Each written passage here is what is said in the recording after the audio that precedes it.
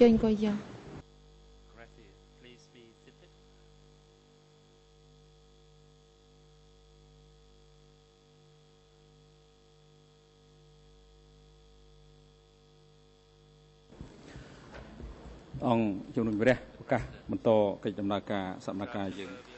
Le président, nous reprenons l'audience.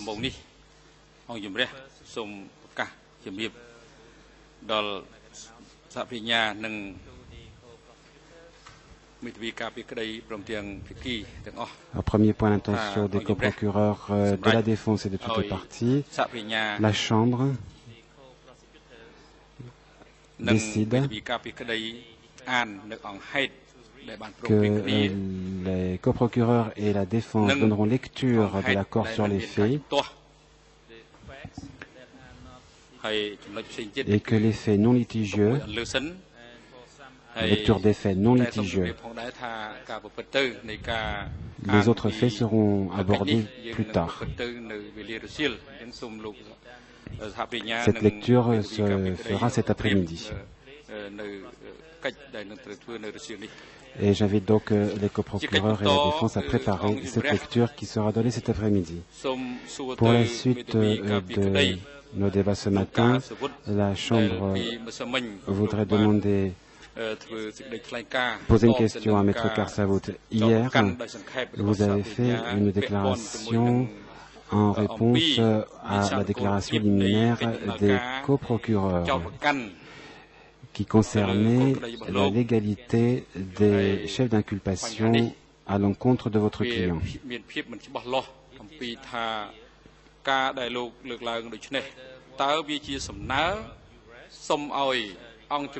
La Chambre n'est pas sûre qu'il s'agissait en fait d'une requête présentée à la Chambre concernant ce point ou s'il s'agissait simplement d'appeler notre attention sur ce point à ce stade de la procédure à la suite de la déclaration liminaire des coprocureurs. S'il s'agit d'une requête adressée à la Chambre,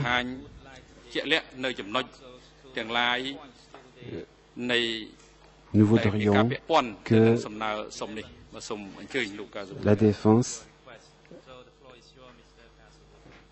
explique sa demande. Maître Karsavout, vous avez la parole. Merci, Monsieur le Président. ខ្ញុំបានចាក់ផ្ដើមឡើងថាខ្ញុំជាមេធាវីសូមលើកមតិមួយចំនួនសូមឲ្យតុលាការក៏ដូចជាអង្គសវនកម្មទាំងមូលធ្វើការពិចារណាតាមមតិដូចតទៅអញ្ចឹងខ្ញុំលើកឡើងនេះគ្រាន់តែជាមតិមួយសូមឲ្យតុលាការយកទៅពិចារណានេះជាទី1ទី2ចំពោះសហប្រញ្ញាដែលបានសួរថាតើខ្ញុំនឹងប្រឆាំងនឹងយុត្តិធម៌ថាខ្ញុំអត់បានប្រឆាំងនឹងយុត្តិធម៌ទេខ្ញុំដឹងច្បាស់ណាស់ថាបើប្រឆាំងនឹងយុត្តិធម៌ហ្នឹងមិនយល់ព្រមនឹងយុត្តិធម៌ហ្នឹងខ្ញុំត្រូវលើកឡើងនិយាយតាំងពីនៅសវនកម្មបឋមខ្ញុំដឹងក៏ប៉ុន្តែដែលខ្ញុំលើកឡើងនេះខ្ញុំមិនមែនប្រឆាំងនឹងយុត្តិធម៌ទេគឺខ្ញុំលើកឡើងនេះចង់ឲ្យតុលាការពិចារណាដើម្បីអនុវត្តទៅតាមវិធាន98អនុវិធាន7ដែលមានចែงច្បាស់លាស់ថាបើសិនណាជាដូចនេះវាមិនមែនជាមេដឹកនាំជាន់ខ្ពស់ហើយក៏មិនមែនជាន់ទាំងឡាយដែលទទួលខុសត្រូវខ្ពស់បំផុតនោះអនុវិធាន98 de la Chambre à l'encontre de mon client. En effet, s'il n'est pas aux dirigeants ou une personne principalement responsable de cette commune, il ne devrait pas être poursuivi. Et je voulais simplement confirmer cette situation. Il s'agit de simplement des commentaires que je faisais à l'attention de la Chambre. Par exemple, j'ai dit que les coprocureurs ont dit que mon client était impliqué dans des crimes contre l'humanité parce qu'il y avait un conflit international armé entre le Cambodge et le Vietnam. Alors, je me demande pourquoi mon client est impliqué de crimes contre l'humanité alors que de son côté, le Vietnam, on ne reproche rien au Vietnam. Donc, au nom de mon client, je demande simplement que la justice soit revue sans pour autant remettre en cause la compétence des CETC. Et pour ce qui concerne les autres points que j'ai soulevés, j'ai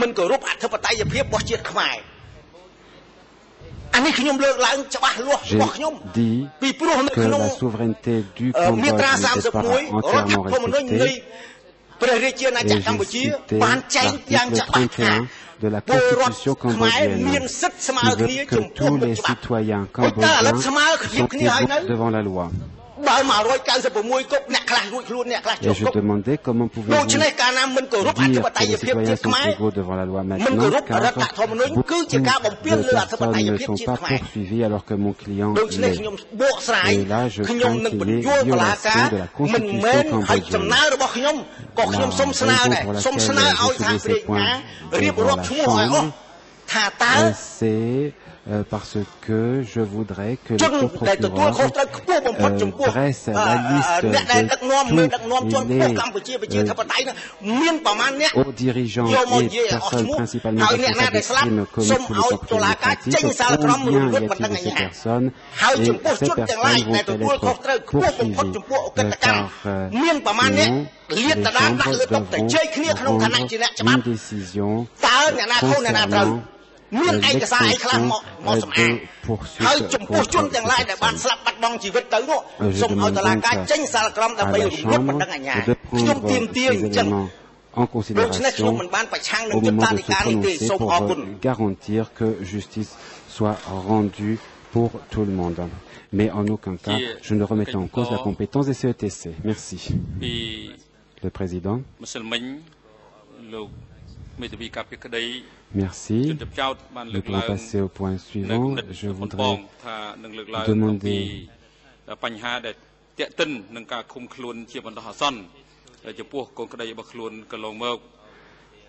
à la défense de présenter sa requête concernant la détention provisoire de l'accusé. La Chambre demande donc à la défense, si à ce stade vous insistez pour soulever cette question, et si tel est le cas, en quoi consiste exactement la requête que vous adressez à la Chambre sur ce point?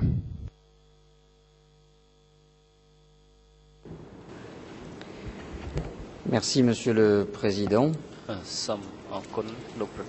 La défense avait en effet informé la Chambre dès l'audience préliminaire qu'elle soulèverait la question de la détention. Est-ce que je peux encore l'appeler la détention provisoire d'ailleurs? Une détention qui dure 10 ans n'est peut-être déjà plus une détention provisoire. Et telle est bien la question que je souhaite effectivement développer devant vous, si vous m'y autorisez, Monsieur le Président.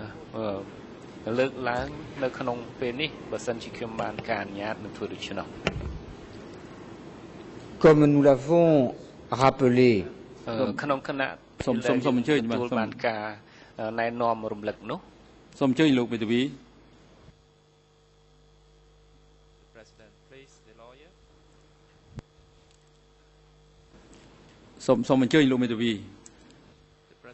Le Président interrompt. Je vous en prie, poursuivez. Merci, Monsieur le Président. Comme nous l'avons rappelé initialement, notre client a été arrêté le 10 mai 1999. Il a été alors arrêté par les autorités du Royaume du Cambodge et transféré devant la juridiction militaire.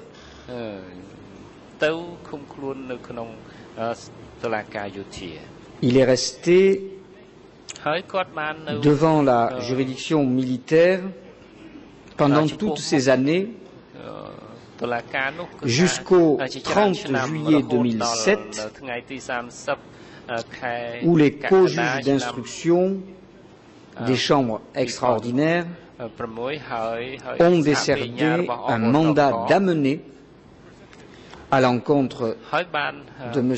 Keng Kev Ev, alias Duc, et il a été le même jour transféré de la maison d'arrêt du tribunal militaire à la prison des chambres extraordinaires.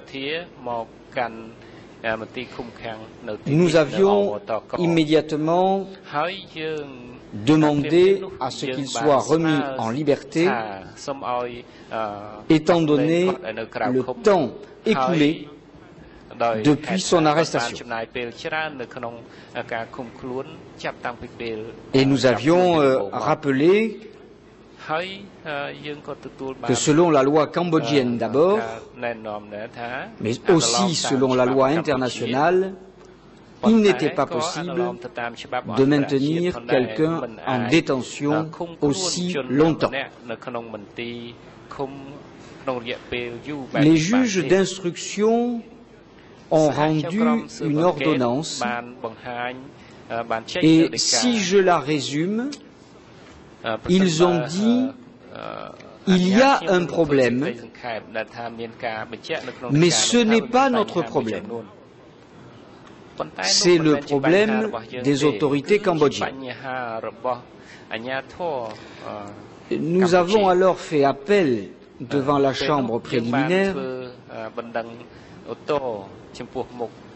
Dans leur mémoire, les coprocureurs, si je résume encore, ont dit il y a effectivement un problème, mais ce n'est pas notre problème. Et la chambre préliminaire a rendu une décision dans laquelle elle dit, et je résume, nous n'avons pas de problème et vous soumettrez la question à la chambre de première instance. Nous sommes devant la chambre de première instance. Alors, nous avons évidemment conscience de la difficulté, y compris par rapport aux parties civiles. Comment imaginer, alors que l'accusé reconnaît, se repent, demande pardon, comment imaginer qu'en même temps il puisse demander sa remise en liberté?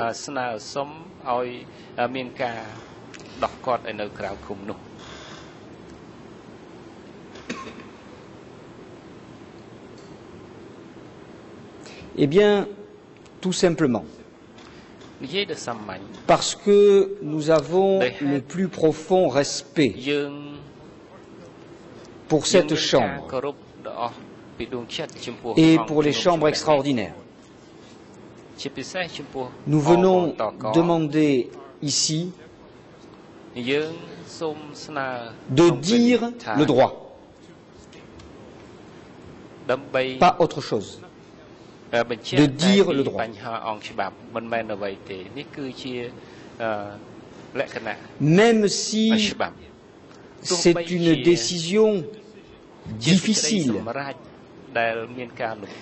qui serait difficilement comprise par l'opinion publique et par les victimes. Est-ce que la première décision que devrait rendre votre chambre n'est pas précisément une décision rappelant le droit?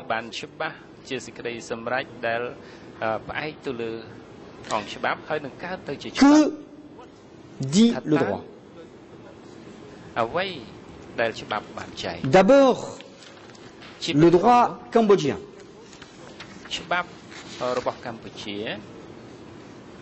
Nous avons rappelé la constitution du Royaume du Cambodge de 1993, le code pénal de l'UNTAC de 1992 la loi sur la durée de la détention provisoire du 26 août 1989. En vertu de tous ces textes, il était prévu, et notamment en vertu de la loi d'août 1999 et de son article 1er, il était prévu que la détention provisoire de personnes accusées de génocide, crimes de guerre ou crimes contre l'humanité ne saurait dépasser 3 années.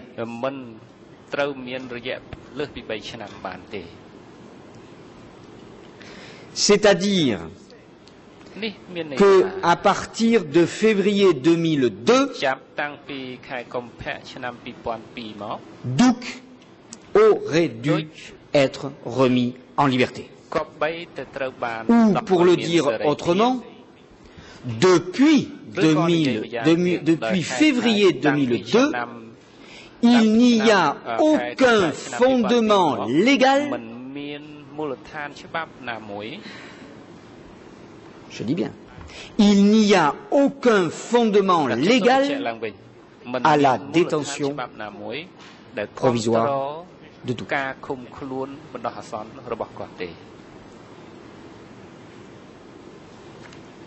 Alors il y a eu pourtant des renouvellements qui ont été faits par le juge militaire de manière un peu incompréhensible. Je me souviens du débat passionnant devant la chambre préliminaire et du débat entre Madame Schilling et mon ami Maître Karsavout. Et Madame Schilling avait expliqué, mais nous devons maintenir Duc en liberté pour des raisons d'ordre public, parce que nous avons peur pour sa sécurité. Nous avons peur pour la sécurité des victimes. Et Maître Karsavout avait répondu, mais Madame le co-procureur, je suis d'accord avec vous, vous aviez le droit d'avoir peur pendant 1 année. Vous aviez le droit d'avoir peur pendant 2 années. Vous vous souvenez, Madame le procureur? Vous aviez le droit d'avoir peur pendant la 3e année. Mais au bout de 3 ans et 1 jour, vous n'aviez plus la possibilité d'avoir peur, parce que la constitution du Cambodge vous disait qu'au bout de 3 ans et 1 jour, on doit remettre en liberté.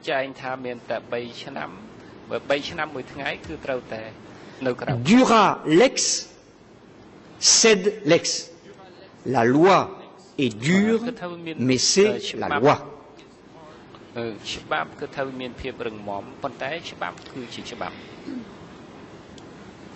J'ajoute que lors des débats devant la chambre préliminaire, le président avait invité sur cette question de la détention un certain nombre d'ONG, d'organisations non gouvernementales, à déposer des mémoires d'amicus curiae pour donner leur position. 6 mémoires d'amicus curiae ont été déposées, que vous trouverez dans les dossiers. Si ma mémoire est bonne, 4 organisations non gouvernementales sur les 6 ont soutenu la position de la défense. Au nom de la loi, au nom de la justice et au nom de l'image et de l'exemple que ces chambres extraordinaires devaient donner à toutes les justices du monde, mais également à la justice cambodgienne. Comment, disaient des ONG, venir nous plaindre, nous, devant les juridictions nationales de trop longues détentions provisoires, si les chambres extraordinaires elles-mêmes venaient à cautionner des irrégularités. Alors nous venons vous demander de prendre une décision difficile, c'est vrai, mais la seule décision qui soit possible. Nous venons vous demander de mettre un terme à la détention de Duc parce que nous sommes complètement hors des délais acceptables par le droit cambodgien. Et nous sommes également hors des délais prévus par les textes internationaux. Nous avons fait référence aux articles 9 et 14 du Pacte des droits civils et politiques de New York.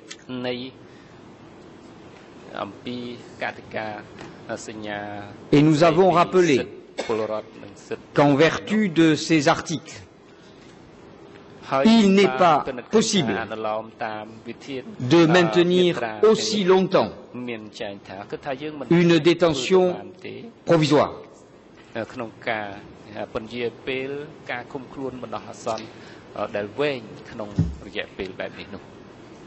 Qu'il me soit permis d'éclairer par la jurisprudence ces articles 9 et 14 du Pacte des droits civils et politiques. D'abord, la jurisprudence de la Cour européenne des droits de l'homme sous l'article 5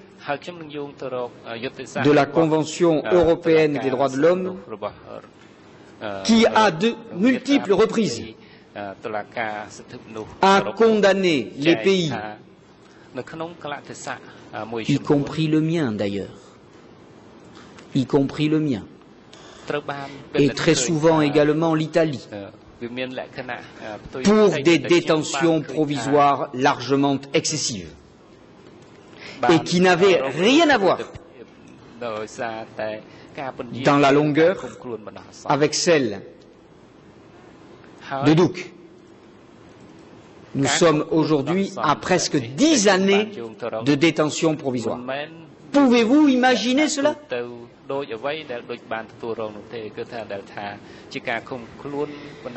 Et puis, dans cette période, il me paraît particulièrement intéressant de vous citer la jurisprudence du Comité des droits de l'homme des Nations Unies, ou plus précisément du groupe de travail sur la détention provisoire des Nations Unies qui, le 30 novembre 2007, a rendu un avis sur la privation de liberté des 8 personnes arrêtées au Liban à la suite de l'assassinat de l'ancien Premier ministre libanais Rafik Hariri le 14 février 2005.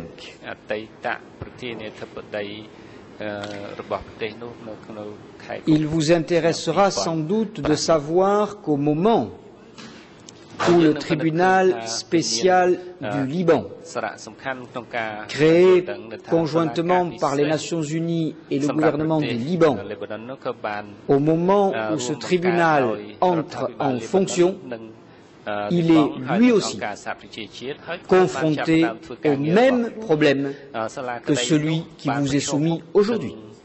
C'est-à-dire que la Commission internationale d'enquête avait recommandé la détention de ces 8 personnes au juge d'instruction libanais chargé du dossier. Et le juge d'instruction libanais avait effectivement décidé d'incarcérer ces 8 personnes. Le groupe de travail sur la détention provisoire des Nations Unies a rendu un avis indiquant qu'il n'était pas possible de maintenir plus longtemps ces personnes en détention et a qualifié cette détention d'arbitraire.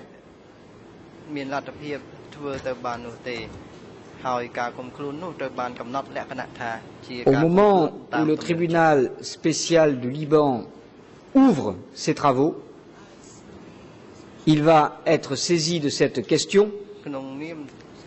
Il va devoir rendre une décision très prochainement sur 4 de ces personnes, les 4 autres ayant été remises en liberté par le juge d'instruction libanais.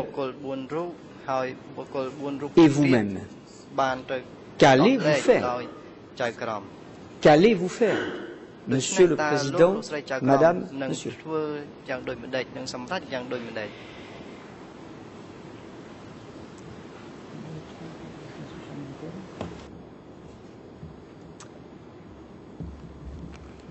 Nous avons fait distribuer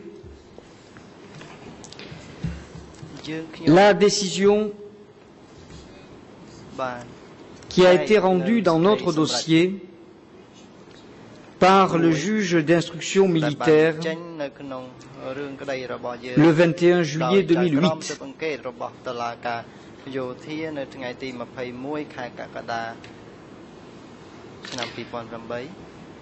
Décision que nous avions sollicitée, puisque nous avons interrogé le juge d'instruction militaire en lui disant quelle est votre position maintenant sur le dossier de Douk qui était devant vous. Et le juge d'instruction militaire dit ceci: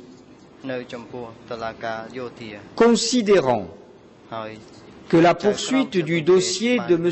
Keng Gek Ev, alias Douk, relevait de la compétence du tribunal militaire, car il n'y avait pas à l'époque de loi portant sur la création des CETC. Considérant, Pardon, Monsieur le Président, collègue. Ah. Voilà, excusez-moi, je pensais que c'était déjà fait. Merci, excusez-moi.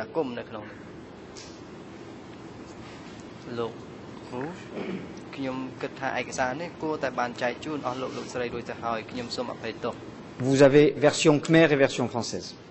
Considérant qu'après la création des CETC, la compétence de celle-ci couvre les crimes contre l'humanité et les graves violations de la Convention de Genève du 12 août 1949, commises pendant la période comprise entre le 17 avril 1975 et le 6 janvier 1979, dès lors, le tribunal militaire n'est plus compétent en ce qui concerne les crimes qui relèvent de la compétence des CETC.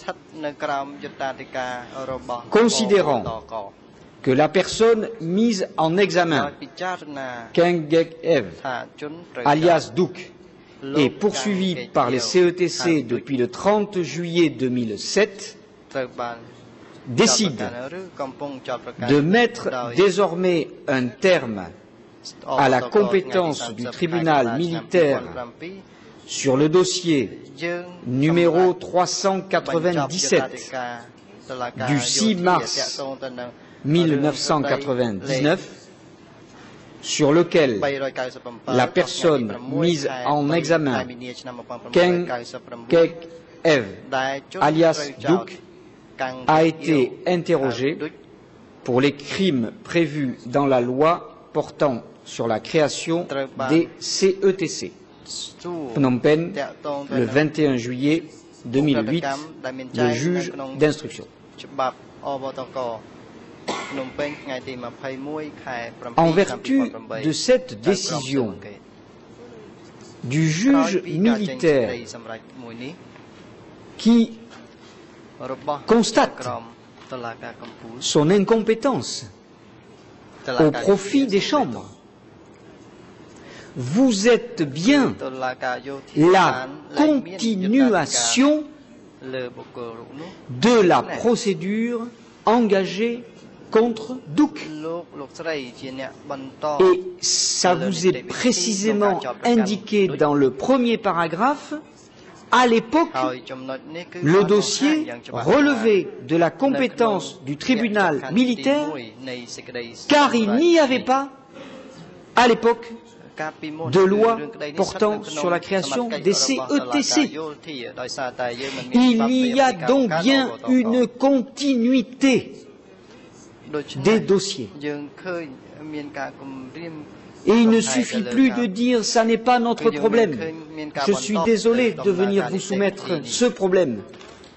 Mais maintenant, c'est le vôtre. Et vous ne pouvez pas passer à côté.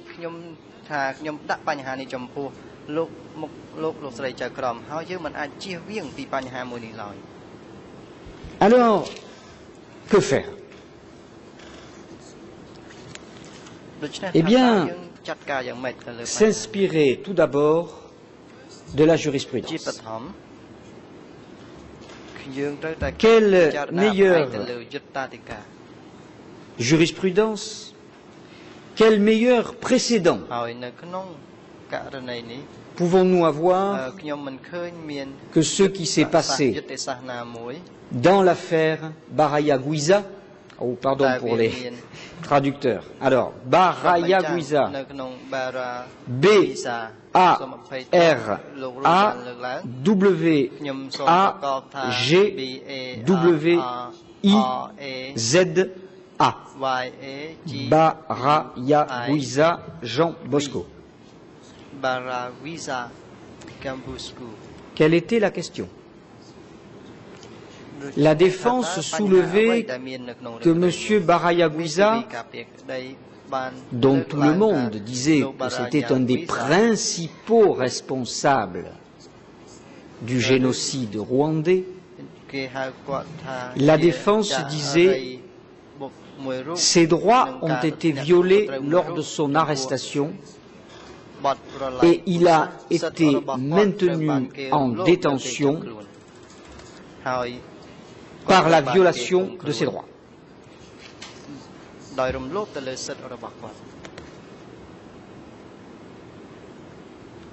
Paragraphe 106 de l'arrêt rendu le 3 novembre 1999 par la Chambre d'appel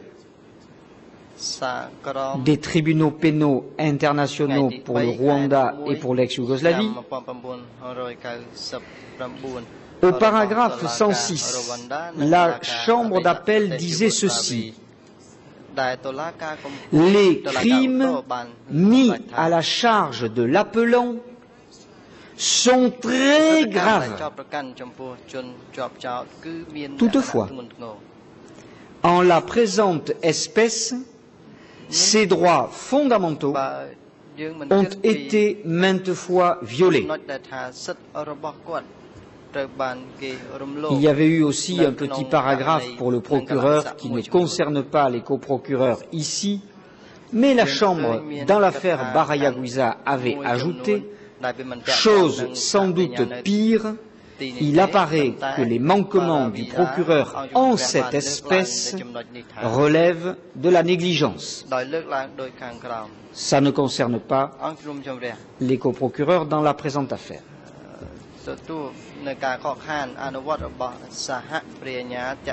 Et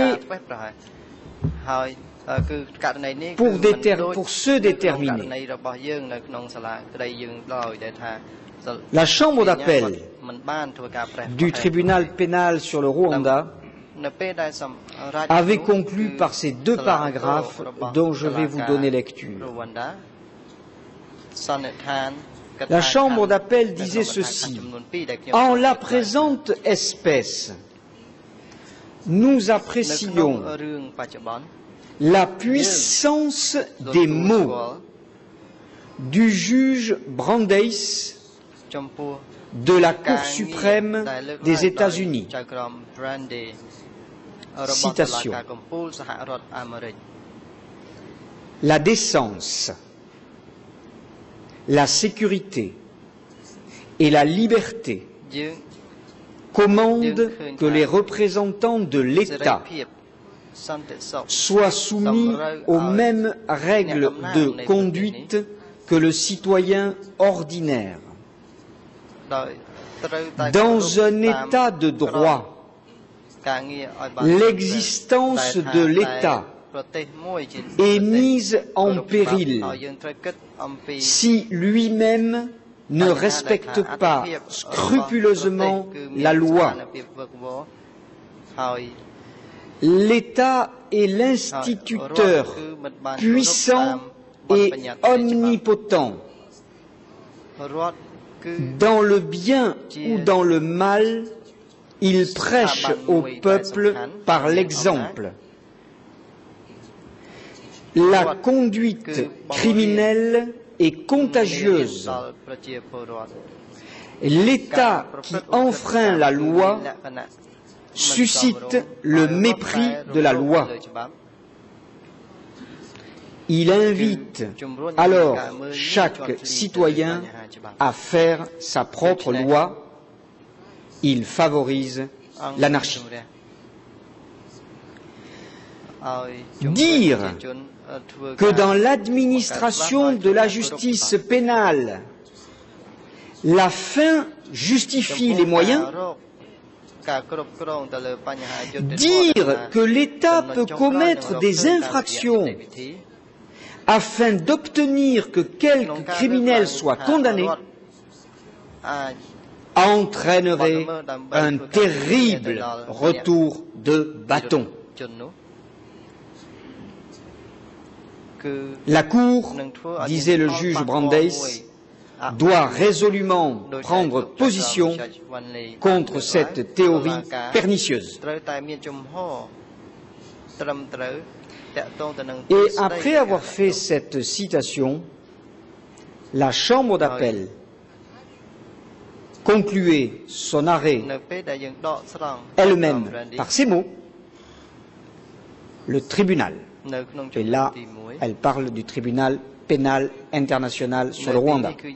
Le tribunal, institution dont le but premier est de veiller à ce que justice soit faite, ne doit pas entériner de telles violations, celles dont nous avons parlé plus haut. Permettre que l'appelant soit jugé sur la base des charges dont il a été tardivement accusé serait travestir la justice. Rien moins que l'intégrité du tribunal est en jeu en l'espèce. Que le public en vienne à perdre confiance dans ce tribunal en tant qu'institution garante des droits de l'homme et de tout individu, y compris ceux qui sont accusés de crimes inimaginables, serait une des conséquences les plus graves de permettre que le procès de l'appelant ait lieu malgré de telles atteintes à ses droits. Si difficile qu'il soit à d'aucuns d'accepter cette conclusion, c'est le rôle propre d'une justice indépendante que de mettre fin à ces poursuites pour qu'il n'en résulte pas d'autres injustices. Cette décision, Monsieur le Président, Madame, Messieurs, fait honneur à la justice pénale internationale. J'imagine les cas de conscience dans lesquels se sont trouvés les juges qui ont rendu cette décision sous la présidence de Madame Gabrielle Kirk MacDonald. J'imagine. La Chambre était allée très loin puisqu'elle avait ordonné l'arrêt immédiat des poursuites et elle avait interdit au procureur de reprendre les poursuites. Je vous rassure, nous n'en sommes pas là ici. Et je dois aussi être complet et préciser qu'à la suite de cette décision, Madame le procureur Carla Del Ponte, nouvellement désignée procureur international, a demandé la révision de cette décision et dans une parole restée célèbre à l'audience, elle a dit au juge de la Chambre d'appel, si vous mainteniez cette décision, nous pouvons mettre la clé sous la porte. Ça n'était pas très juridique. Mais il est exact que la Chambre d'appel a révisé sa décision. Et la deuxième est intéressante également. La Chambre d'appel dit oui, il y a bien eu violation des droits de l'accusé.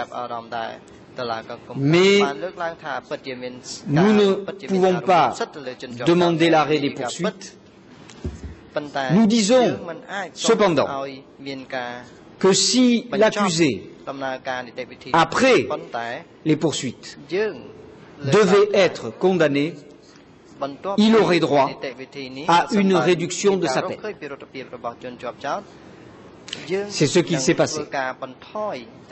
Monsieur Baraya-Guiza a été reconnu coupable, il a été condamné, je crois, à la prison à vie, et sa peine a été diminuée à 35 années pour tenir compte de la violation de ses droits.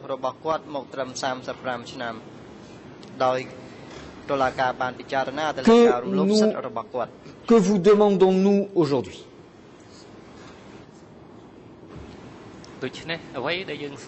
Principalement de mettre un terme immédiat à la détention de Duc pendant le temps du procès. Et j'insiste, pendant le temps du procès. Ainsi, pour suivre ce que disait hier Maître Karsavut, nous retrouverions l'équilibre pendant le temps du procès entre ceux que les coprocureurs refusent aujourd'hui de poursuivre pour des crimes peut-être encore plus graves, et donc, ces personnes sont aujourd'hui en liberté, leurs noms circulent dans la presse, on ne les poursuit pas, soit. Mais alors, il n'y aurait rien d'anormal à ce que votre Chambre dise, pendant au moins le temps du procès, quelles que soient les accusations pour des crimes inimaginables, je reprends les termes de la Chambre d'appel, quelles que soient ces accusations, mettons Duc en liberté pendant le temps du procès. La défense ne s'opposerait pas à ce que cette mise en liberté soit assortie de conditions, bien entendu. pourquoi pas décider que Duc serait dans une safe house, comme cela se pratique dans d'autres tribunaux. Me permettez-vous à ce propos, Monsieur le Président, Madame, Messieurs, une observation de bon sens? Duc est co-détenu avec des personnes dont il va être question pendant ces débats. Ne croyez-vous pas qu'il serait une solution préférable pour tout le monde, qu'il ne soit pas détenu en même temps que ces personnes? Soyons donc pragmatiques. Appliquons la règle de droit et dans le même temps permettons que la parole de Duc dans cette audience puisse être d'autant plus libre.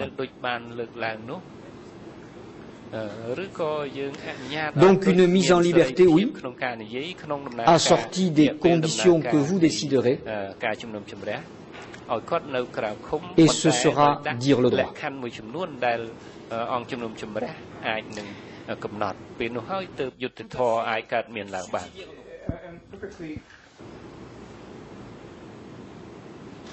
Problème de traduction? Non. Tout à fait subsidiairement, si vous estimiez que pour telle et telle raison, vous ne pouvez pas le mettre en liberté, la défense vous demande de dire d'ores et déjà deux choses. D'une part, qu'en cas de condamnation,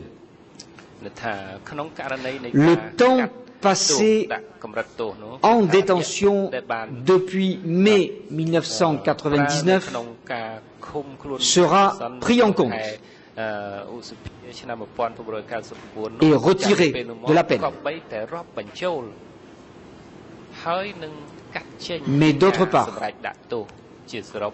qu'il aura droit à une remise de peine pour compenser la violation de ses droits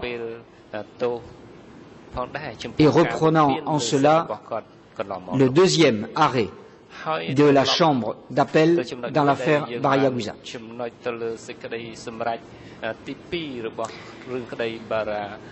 Voilà, je crois, avec l'ensemble de ces possibilités, les solutions qui se présentent à vous pour retrancher ce difficile problème. Qu'il me soit permis de dire un dernier mot aux parties civiles. Rien n'est fait contre vos droits. Tout est fait pour le droit. Et j'imagine aisément que même partie civile, vous ne pourrez que soutenir cette position. Je considère que les parties civiles ne peuvent intervenir dans un débat sur la détention que si elles rapportent la preuve que la mise en liberté porterait atteinte à leurs droits. Le reste ne les concerne pas. Je n'imagine pas un seul instant, d'une part, que la mise en liberté de Duc dans une safe house porte atteinte aux droits des parties civiles. Je n'imagine pas un seul instant qu'alors que nous sommes ici pour rechercher le droit, quiconque puisse s'opposer à ce que l'on applique avant tout la loi cambodgienne qui dit que toute personne ne peut être maintenue en détention plus de 3 ans, la loi internationale qui interdit la détention arbitraire. Je vous remercie.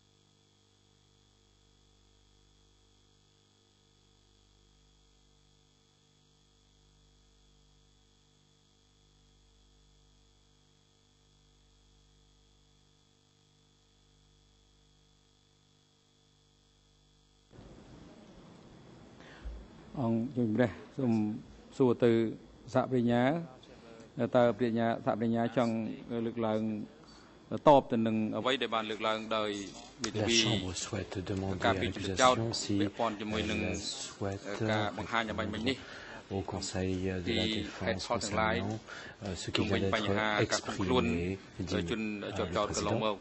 et concernant la question relative à la détention de la personne mise en accusation.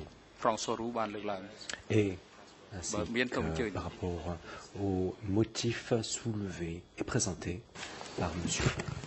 Maître.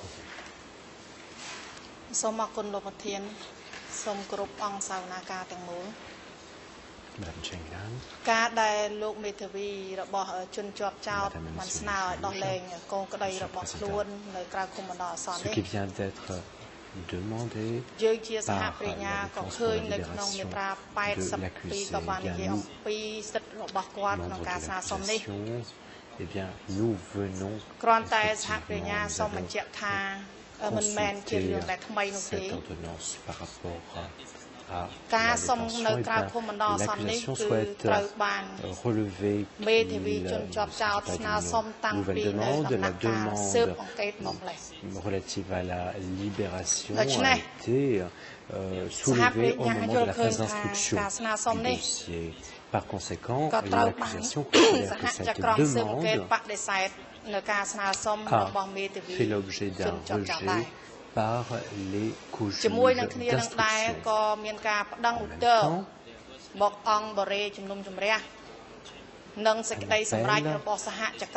A été présenté devant la chambre préliminaire et par conséquent la chambre a exprimé une décision de maintien en détention de l'accusé. Ceci fait partie du contexte relatif à la demande exprimée et effectuée par la défense. Nous, représentants de l'accusation, nous déclarons que nous maintenons notre position, à savoir que soit maintenue la détention de la personne mise en accusation pour les raisons, pour les motifs suivants. Motif numéro 1. L'accusation considère que la règle 63.3 du règlement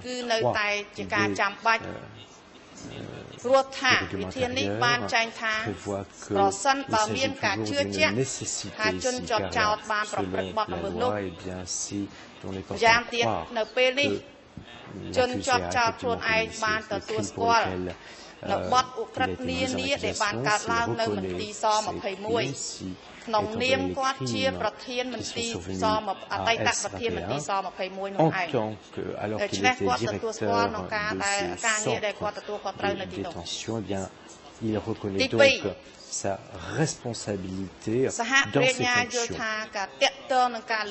Point numéro 2, l'accusation considère que eu égard à la demande de retrait à la détention et à la compétence du tribunal militaire concernant la détention de l'accusé en date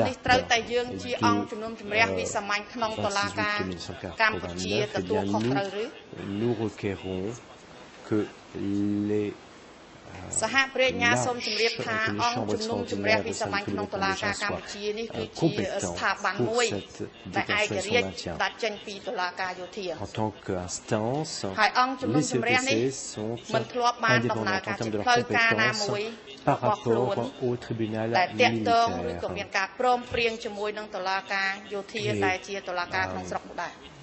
Il s'agit ici d'une compétence distincte du tribunal militaire et par ailleurs, les chambres extraordinaires au sein du tribunal cambodgien n'a jamais fait une demande auprès du tribunal militaire dans le sens de maintien d'une telle détention. Par conséquent, les CETC sont en fait un tribunal hybride.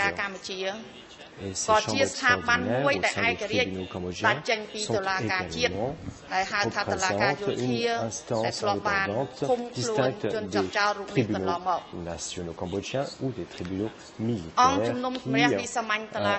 qui avaient par le passé détenu la personne mise en accusation. Par conséquent, donc, les CETC sont une instance indépendante séparée, distincte du tribunal militaire. Les présentes chambres extraordinaires au sein du tribunal cambodgien constituent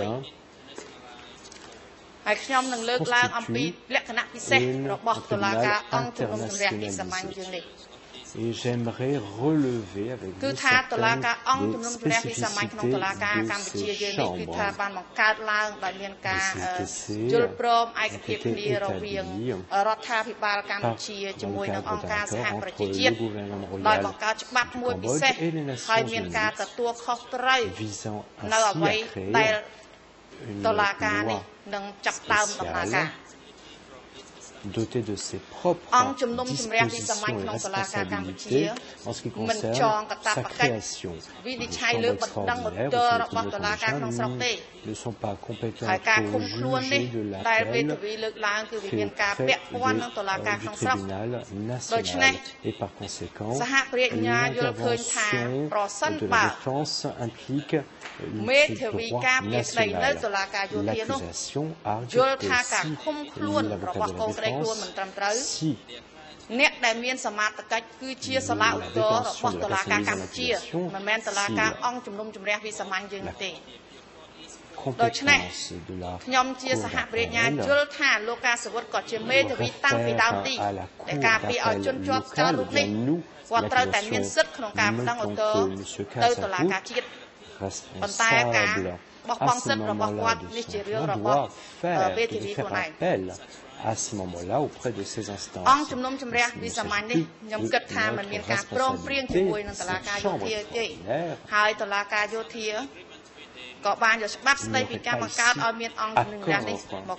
Nous sommes d'accord avec le tribunal militaire.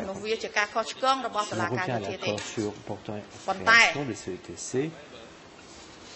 ខ្ញុំគិតថាអ្វីក៏ដោយក៏យើងត្រូវតែគិតពីការដំណើរការមួយដ៏ត្រឹមត្រូវក្នុងអង្គជំនុំជម្រះដែររាប់តាំងពីដំណើរការនៃការិយាល័យរបស់សហប្រញ្ញាក៏ដូចជាដំណើរការនៃការដំណើរការរបស់ក្រុមស៊ើបអង្កេតនោះការិយាល័យទាំងពីរនេះខ្ញុំគិតថាវាមានការងាររៀងខ្លួនឯករាជ្យរៀងខ្លួនហើយការិយាល័យទាំងនេះដែលមានលក្ខណៈជាសហបើគិតទៅយើងមានទាំងពីសហប្រញ្ញាជាតិសហចក្រមស៊ើបអង្កេតជាតិក៏ដូចជាសហប្រញ្ញាអន្តរជាតិហើយនិងប្រញ្ញាចក្រមស៊ើបអង្កេតអន្តរជាតិដែរ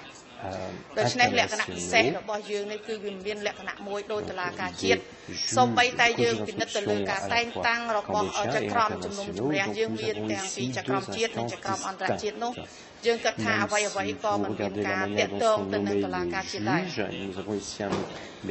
អង្គជំនុំជម្រះតុលាការកម្ពុជាមិនអាចដាក់ឲ្យទទួលខុសត្រូវចំពោះសកម្មភាពរបស់តុលាការយោធានោះទេដូច្នេះការរំលោភណាមួយដែលធ្វើឲ្យប៉ះពាល់សិទ្ធិរបស់ជនជាប់ចែកមែននោះមិនមែនជាកំហុសរបស់អង្គជំនុំជម្រះវិសាមញ្ញតុលាការកម្ពុជាដែរchambre des cours du tribunal national et